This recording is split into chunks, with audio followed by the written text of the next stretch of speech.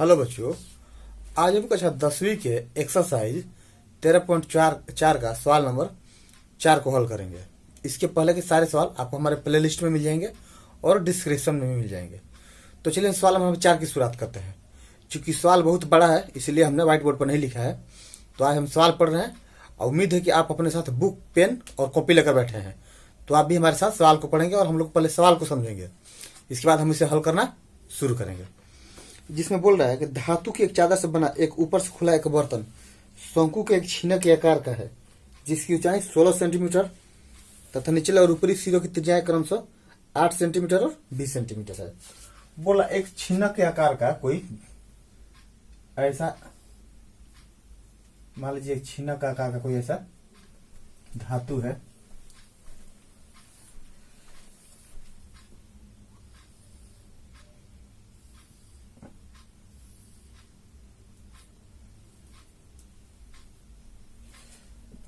और हमारा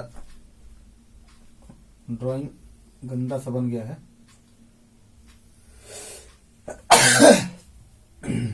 सॉरी, देखिए इस आकार का हमारा कोई बर्तन है। बोला ऊपर से खुला हुआ है, नीचे का जो त्रिज्या है वो 8 सेंटीमीटर दिया है, सवाल में दिया गया है। और जो ऊपर का त्रिज्या है ये 20 सेंटीमीटर दिया गया है। इसकी ऊंचाई हमें 16 सेंटीमीटर दी गई है। तो बोल रहा है, बोला 20 रुपए प्रति लीटर की दर से इस बर्तन को पूरा भर सकने वाले दूध का मूल्य ज्ञात कीजिए। बोला है कि ऐसा दूध जिसकी कीमत है 20 रुपए प्रति लीटर, उस दूध को हम इसमें कितना डालेंगे कि यह बर्तन हमारा भर जाएगा। तो हमें पता है कि इस बर्तन का जितना आयतन होगा उतना ही हमें दूध की जरूरत पड़ेगी इस बाल्टी को भरने के लिए। तो इससे हमें पता चल जाएगा इसमें कितना। तो इसके लिए हम क्या करेंगे, सबसे पहले हम इसका आयतन निकालेंगे। इसका आयतन जितना होगा उतना ही हमें दूध चाहिए और हम लीटर के अनुसार उसको मल्टीप्लाई कर देंगे। फिर बोल रहा है कि साथ ही इस बर्तन को बनाने के लिए प्रयुक्त धातु की चादर का मूल्य 8 रुपए प्रति 100 सेंटीमीटर स्क्वायर की दर से ज्ञात कीजिए। बोला यह बर्तन कितने इस बर्तन को बनाने में कितना धातु लगा है उसको भी ज्ञात करना है और उस धातु का कीमत का भी ज्ञात करना है, जिसका प्रति 100 सेंटीमीटर स्क्वायर की कीमत है 8 रुपए। तो सबसे पहले देखिए, हमने जो सवाल में दिया हमने लिख लिया। छोटे वृत्त की त्रिज्या है 8 सेंटीमीटर, बड़े वृत्त की त्रिज्या है 20 सेंटीमीटर, ऊंचाई है हमारा 16 सेंटीमीटर। अब हमें क्या चाहिए, एल चाहिए, तिरछी ऊंचाई हमें ये निकालना है, क्योंकि इसका हमें जरूरत हो सकता है पड़ जाए, तो हम पहले ही इसको निकाल लेंगे। तो देखिए यहां पर हम लिखेंगे तिरछी ऊंचाई।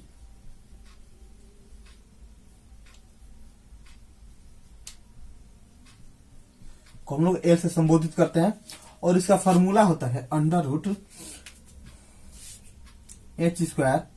प्लस R1 माइनस R2 का होल स्क्वायर। यह है हमारा तिरछी ऊंचाई का फॉर्मूला। तो L is equal to √h कितना है 16 है, तो 16 का स्क्वायर कर देंगे, प्लस R1 कितना है 8 माइनस R2 कितना है 20 का होल स्क्वायर। तो ये हो जाएगा हमारा 256 प्लस ये हो जाएगा 12 ना, माइनस 12 का स्क्वायर हो जाएगा।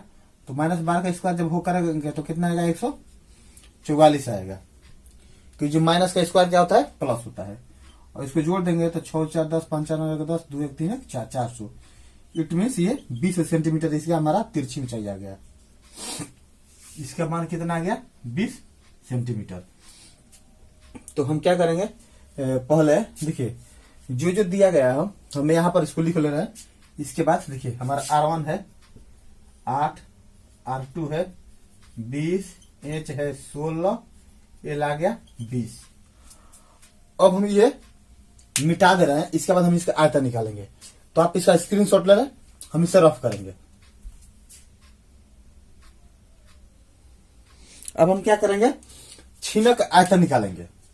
तो चलिए हम निकालते हैं।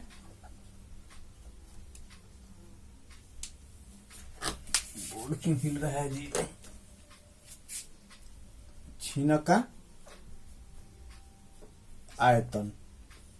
अब देखिए सबसे पहले हम क्या करेंगे, छीना का आयतन का सूत्र लिखेंगे।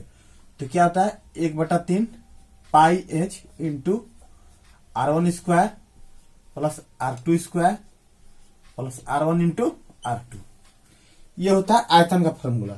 अब देखिए इसमें जितने भी वैल्यू दिए गए हैं सारे वैल्यू को इसमें हम पुट कर देंगे इंटू। अब पाई का मान बुक में क्या दिया है 22/7 या कुछ और दिया है। सवाल नंबर 4 पाई का मान बोला है 3.14 लेने के लिए, तो 3.14 लेंगे गुना ऊंचाई हमारा 16 है। R1 स्क्वायर, R1 क्या है हमारा, तो 8 का स्क्वायर लिख देंगे। R2 हमारा 20 है तो 20 का स्क्वायर लिख देंगे प्लस 8 गुना 20। ये कहां से आ गया, क्योंकि यहाँ पर दिया गया है, तो इसको हम 3.14 गुना 16/3। और यहाँ पर क्या हो जाएगा 8 का स्क्वायर 64, 20 का स्क्वायर 400 प्लस 8 गुना 16 160। फिर इसको हम हल करेंगे बट्टा में 3 गुना हो जाएगा 400 500 624 624। 3 से कटाएंगे तो 3 गुना 6 0 8, तो हो जाएगा 3.14 गुना 16 गुना 208। अब हमें इतना में गुणा करना है, तो हो जाएगा 3.14 गुना 16 85 16 96 16 16 28 8 हाथ में 12 12 के 2 हाथ में 1 16 2 32 1 33। एक मिनट थोड़ा हम इसका हम गुणा कर ले रहे हैं, तो गुणा करना पाएगा 10,449.92 सेंटीमीटर क्यूब। अब देखिए सेंटीमीटर क्यूब में दिया गया इसका आयतन, तो हम क्या करेंगे पहले इसको लीटर में चेंज करेंगे। तो लीटर में चेंज करने के लिए क्या करेंगे, इसमें 1000 से भाग कर देंगे, तो हो जाएगा 10,449.92 भागा 1000। तो ये हमारा जो 3 शून्य और आगे आ जाएगा तो कितना आ जाएगा 10.449। अब ये हमारा लीटर में आ गया। मतलब इस बर्तन में हम इतना दूध रख सकते हैं। ये क्या हो गया हमारा बर्तन का आयतन हो गया।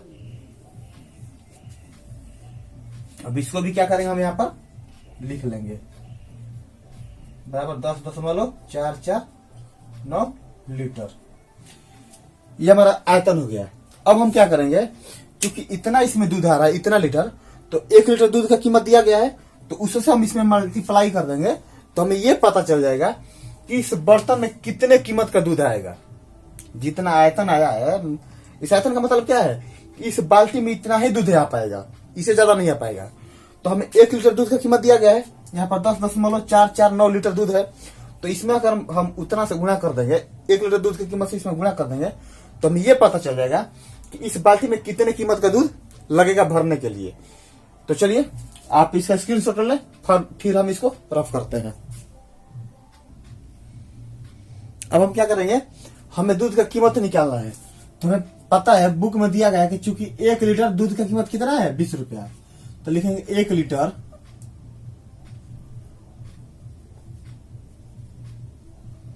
दूध का कीमत है 20 रुपया। इसलिए हमें कितना लीटर दूध चाहिए 10.449 लीटर दूध का कीमत होगा कितना, इसको हम 20 से मल्टीप्लाई कर देंगे तो 10.449 गुणा करेंगे तो कितना हो जाएगा 9 दूना 18 की 8 हाथ में 1 4 दूना 8 1 9 4 दूना 8 1 9 10 दूना 20 1 2 3 1 2 3 यहाँ ये हो गया रुपया। एक मिनट कुछ गलती की है जी। 9 दूना 18 की 8 हाथ में 1 4 दूना 8 1 9 4 दूना 8 10 दूना 20 एक शून्य बढ़ जाएगा तो 1 2 3 बाद यहाँ आएगा रुपया। मतलब दूध का कीमत कितना हो जाएगा हमारा इतना हो जाएगा। अब देखिए ये हो गया दूध का कीमत। दूध का कीमत बराबर कितना है 208.980 रुपया। यह हो गया दूध का हमारा कीमत। अब हमें ये बोल रहा है कि इस बर्तन में कितना धातु लगा है, तो उसके लिए क्या करेंगे हम इस बर्तन का वक्र पृष्ठ क्षेत्रफल और नीचे वाला जो वृत्ताकार आकार है इसका क्षेत्रफल को क्या करेंगे हम जोड़ देंगे। क्यों? क्योंकि सवाल में बोला है कि ऊपर का भाग खुला हुआ है तभी तो इसमें दूध डाला जा रहा है, और नीचे भी खुला रहेगा तो दूध ही हमारा बाहर हो जाएगा। तो नीचे तो ढक्कन रहेगा ही, जिस तरह हमारा बाल्टी होता है ऊपर से खुला होता है और नीचे से हमारा ढक्कन लगा होता है, सेम इसको बाल्टी आप मान लीजिए, ऊपर से खुला है। अब बोला इसका हम इसमें कितने कीमत का धातु लगा है। तो सबसे पहले क्या करेंगे हम, धातु का कीमत निकालने के लिए पहले इस बर्तन का वक्र पृष्ठ क्षेत्रफल और साथ में नीचे जो वृत्ताकार आकार है इसका क्षेत्रफल निकाल कर हम जोड़ देंगे। फिर जितना भी धातु दिया है उसमें हम इससे मल्टीप्लाई कर देंगे तो हमारा इसका कीमत निकल जाएगा। तो सबसे पहले आप इसका स्क्रीनशॉट लीजिए, फिर हम इससे आगे हल करते हैं। अब क्या करेंगे, हम धातु का क्षेत्रफल निकालेंगे। तो चलिए हम धातु का क्षेत्रफल निकालते हैं। क्षेत्रफल बराबर हमने क्या बोला, इसका क्षेत्रफल निकालने के लिए क्या करेंगे, सबसे पहले हम छिन्नक का वक्र पृष्ठ क्षेत्रफल निकाल लेंगे। तो यहां पर लिखेंगे छिन्नक का वक्र पृष्ठीय क्षेत्रफल प्लस में ये जो छोटा वाला आधार ढका गया है इसका क्षेत्रफल। तो लिखेंगे छोटे आधार का क्षेत्रफल।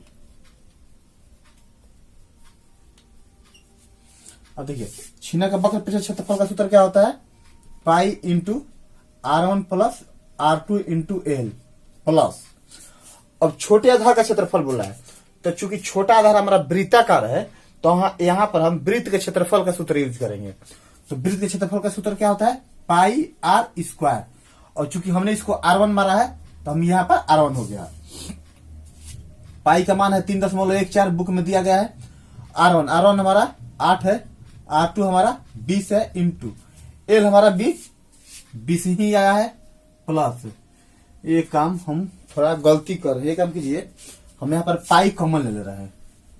क्यों एक ही चीज दो बार किया जाए, यहाँ पर हम पाई कॉमन ले रहे हैं तो क्या हो जाएगा हमारा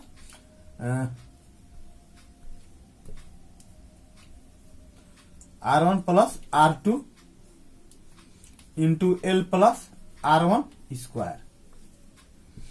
पाई का मान 3.14 और ये हो जाएगा हमारा 8 प्लस 20 इंटू 20 प्लस R1 हमारा 8 है तो 8 का स्क्वायर 3.14 इंटू 20 8 28 गुना 20 प्लस 8 64 तो हो जाएगा 3.14 हो जाएगा 28 दूनी 56 560 प्लस 64 तो हो जाएगा 3.14 गुना 4 6 6 12 5 1 6 624। अब 624 में 3.14 से गुना करेंगे तो चलिए आप भी मल्टीप्लाई कराए, हम भी मल्टीप्लाई कराए। थोड़ा देर के वीडियो को पच कर रहे हैं। ये आएगा 1959.36 सेंटीमीटर स्क्वायर। ये होगा इसका क्षेत्रफल। किसका भाई, तो धातु का ये हमारा क्षेत्रफल हो गया। अब बोला इसका कीमत निकालने के लिए तो आप इसका स्क्रीनशॉट ले लीजिए, फिर हम इसमें इसका कीमत निकाल रहे हैं।